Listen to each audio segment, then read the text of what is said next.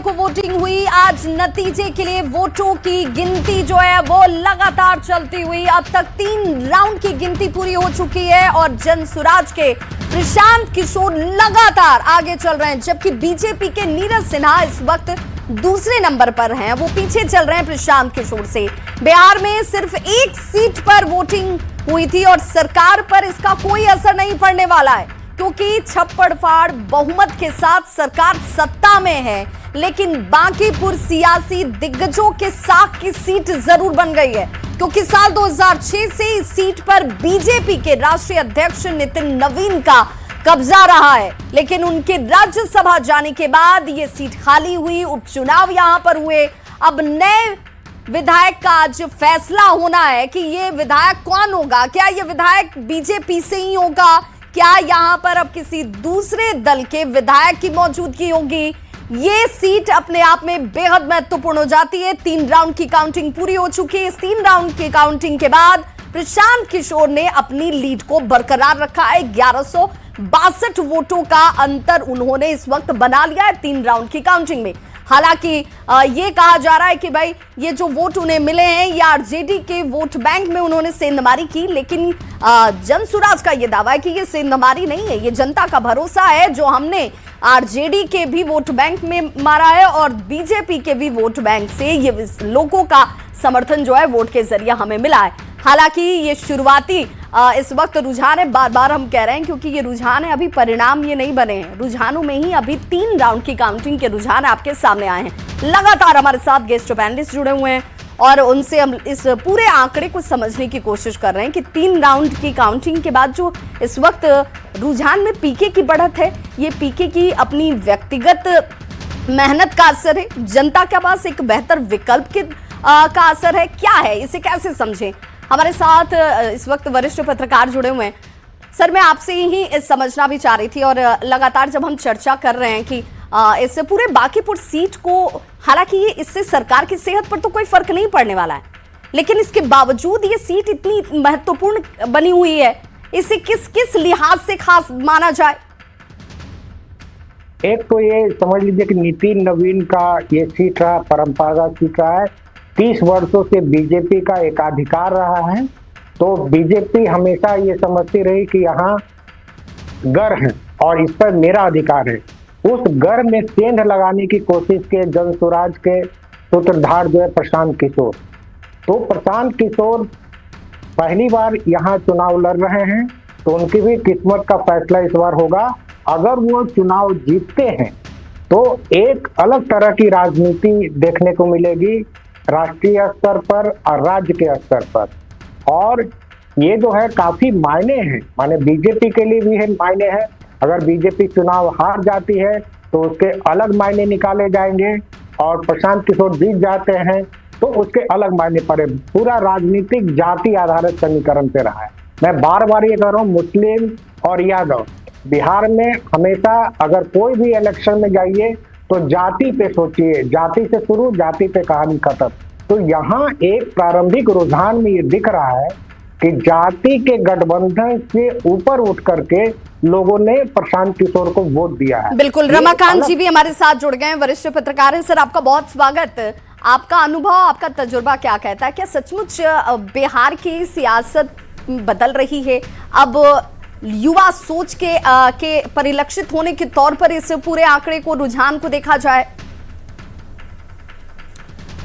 दीदी की एक बात तो समझ लेनी होगी कि बांकीपुर विधानसभा उपचुनाव में जो बातें निकल कर आ रही है कि अब जो केवल बिहार में वोट होंगे वो केवल भाजपा को पसंद करने वाले या राजद को नापसंद करने वाले के बीच नहीं होगी। एक नया वोट वर्ग तैयार हो रहा है जो समान रूप से बीजेपी और राजद से भी दूरी बना करके अपनी पहचान बनाना चाहता है।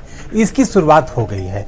यह शुरुआत आगे बढ़ते बढ़ते कितनी मजबूत होगी ये तो बाद में पता चलेगा, लेकिन इस चुनाव का जो सबसे बड़ा जो निराशाजनक फैक्ट ये है कि बीजेपी ने अपने 40 स्टार प्रचारकों को उतारा और प्रशांत किशोर जी ने भी अपनी पूरी शक्ति लगा दी, लेकिन जिस 60% वोट जो अब तक वोटिंग नहीं कर पा रहे हैं उनको बिल्कुल एक बड़ी खबर आ रही है सर, मैं आपके पास लौटती हूँ। बड़ी खबर के लिए रुक कर लेती हूँ अपने सहयोगी राहुल का। राहुल, क्या बड़ी खबर?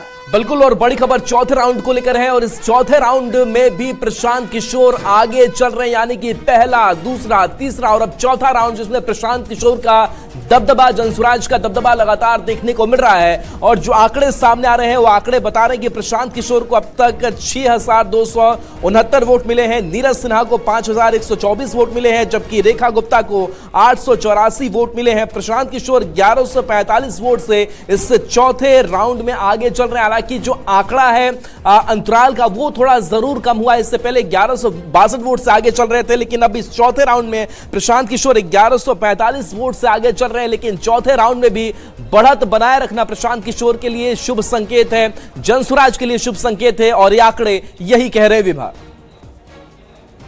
की गिनती पूरी हो चुकी है। चौथे राउंड की गिनती के बाद 6,259 वोट जो हैं वो प्रशांत किशोर के पास गए हैं। और यही रमाकांत जी से भी जब हमारी चर्चा हो रही है तो रमाकांत जी भी यही कह रहे हैं कि ठीक है, इसका एक पहलू ये तो जरूर है, लेकिन दूसरा पहलू भी बहुत ज्यादा महत्वपूर्ण हो जाता है कि आखिर जो एक बड़ा वोट बैंक है जिसे वोट करना चाहिए था वो वोट करने से पीछे क्यों रह रहा है। रमाकांत जी,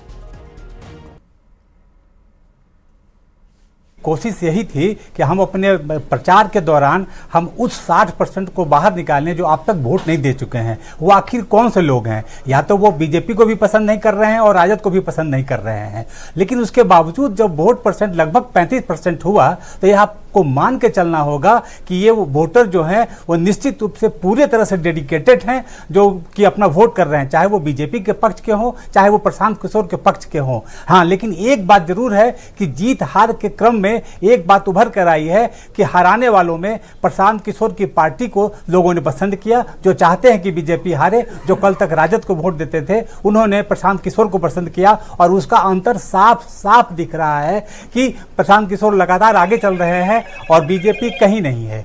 बिल्कुल, बीजेपी कहीं नहीं है, प्रशांत किशोर आगे चल रहे हैं और राजद कहीं नहीं है। लेकिन मैं बिल्कुल, अब आरजेडी के नेता क्या खुद को भी इससे पहले ही मानकर बैठे हुए थे, क्योंकि उन्होंने अपना 100% दिया भी नहीं। रमाकांत जी, उन्होंने अपना 100% लगाया भी नहीं। वो पहले से ही ये सोचकर चल रहे थे कि संभवतः या तो वो इस रेस में है ही नहीं, वो चुनाव लड़ ही नहीं रहे थे। उनके नेता आखिर के 2 दिनों में आकर एक फॉर्मेलिटी जैसा निभाकर उम्मीदवार के लिए चले गए, इसीलिए सवाल उनसे पूछा जा रहा था। हमारे साथ तारिक अनवर जी भी जुड़ गए हैं जेएसपी से। तारिक जी, अभी इस 4 राउंड की गिनती के बाद आप लोगों के अंदर तो जरूर उत्साह भर गया होगा कि भाई हम जैसा सोच रहे थे वैसा हो रहा है।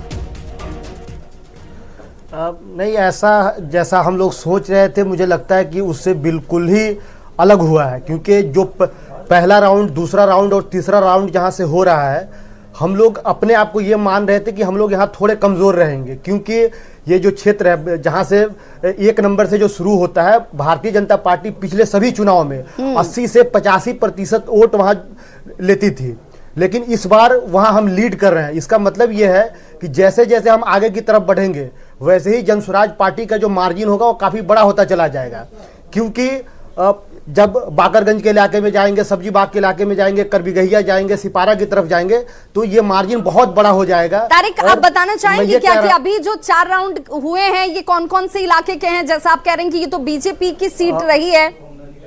अभी तक जो हमारी सूचना है 5 राउंड हो चुके हैं और 5 राउंड में हम लोग 2000 से ज्यादा वोटों से आगे हैं। और ये जो इलाका था, ये एसके पुरी का इलाका है, ये एएन कॉलेज का इलाका है, ये जो बोरिंग रोड, जो एलिट लोग यहाँ रहते हैं, जो भारतीय जनता पार्टी का ये गढ़ हुआ करता था, यहाँ से ये सारे काउंटिंग शुरू हुई है। और जैसे जैसे थोड़ा इंटीरियर की तरफ जाएंगे, हमारे सहयोगी वहाँ मौजूद है जहाँ पर ये काउंटिंग चल रही है, और सीधे रवि का रुख कर लेती हूँ। रवि, जैसा कि जनसुराज की तरफ से कहा जा रहा है कि 4 राउंड नहीं, अभी तो हमारे पास जो जानकारी आ रही है कि 5 राउंड की गिनती पूरी हो चुकी है। देखिए, यहाँ पे चौथे राउंड की गिनती के जो अनाउंसमेंट है वो हो चुका है और चौथे राउंड में भी जो है प्रशांत किशोर आगे चल रहे हैं, 1145 वोट से आगे है। लेकिन चौथे राउंड में एक दिलचस्प तस्वीर आपको बताते हैं। चौथे राउंड में जो गिनती हुई है उसमें जो प्रशांत किशोर